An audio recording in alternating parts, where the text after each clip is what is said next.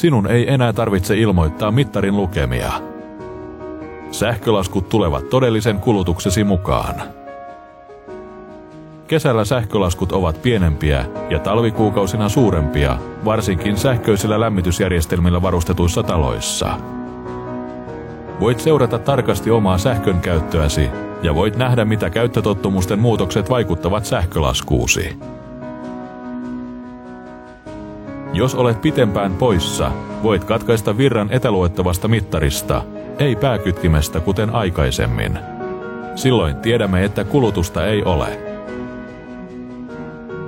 Jos teet kiinteistössä sähkötöitä, kierrä työkohteen sulake irti tai katkaise sähköt aina pääkytkimestä.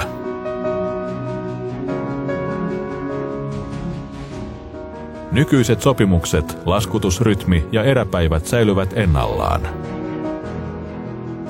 Valitse 2, 3, 4, 6 tai 12 laskua vuodessa.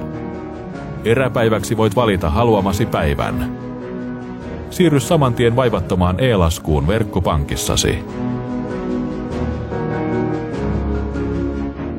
Sähkönkäyttötietosi päivittyvät kerran vuorokaudessa. Voit seurata kulutustietojasi jopa tunnin tarkkuudella. Näet ne helposti Omavatti-palvelusta tai sähkölaskustasi. Saat hyvää tietoa energian säästämisen avuksi. Kirjaudu Omavatti-palveluun tai ota yhteyttä asiakaspalveluumme.